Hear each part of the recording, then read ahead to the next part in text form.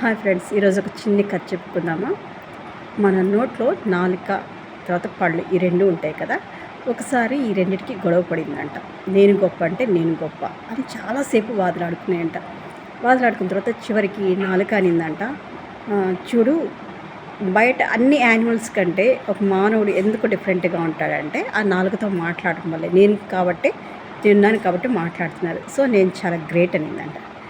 అంటే పళ్ళని అంట లేదు, ఏదైనా ఫుడ్ నవలాలంటే నేను ఉండాలి కదా, పళ్ళు లేకపోతే ఎంతసేపు లిక్విడ్ డైట్ తీసుకోవడం కష్టం కదా, సో నేనే గ్రేట్ అని అనిందంట. సో ఇట్లా మాట్లాడుకుంటున్నారంట, వాదులాడుకుంటున్నారంట. ఇక లాస్ట్కి కోపం వచ్చేసిందంట.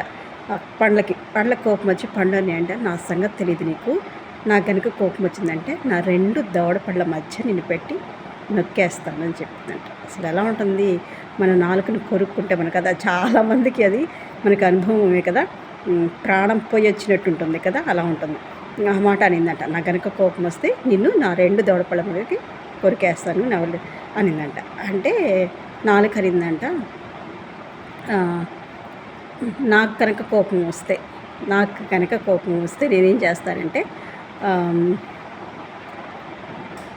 ఎవరితోనూ నువ్వు మాట్లాడేటప్పుడు ఒక మాట తప్పుగా మాట్లాడానంటే వాళ్ళు నీ 32 పళ్ళు రాకుండా చేతిలో పెడతారు అని. నేనే పవర్ఫుల్ అనిందంట. సో చూసారా నాలుక ఎంత పవర్ఫుల్గా.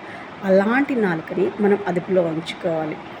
తాను తగ్గించుకొని అంటారు కదా. సో మన నాలుక నోరు మంచిదైతే ఊరు మంచిది అవుతుంటారు. సో అలాంటి నాలుకని మనము జాగ్రత్తగా వాడుకోవాలి. ఈ నాలుకతో మనం ఎక్కువ అబద్ధాలు ఆడతాం. అందులో ఆడవాళ్ళు బాగా అబద్ధాలు ఆడతారు అంటారు కదా, ఆడవాళ్ళు అబద్ధం ఆడితే అతికినట్టు ఉంటుందని. సో దేవుడు ఏం చెప్తున్నాడు తెలుసా, అబద్ధము మరణానికి దారి తీస్తుందంట.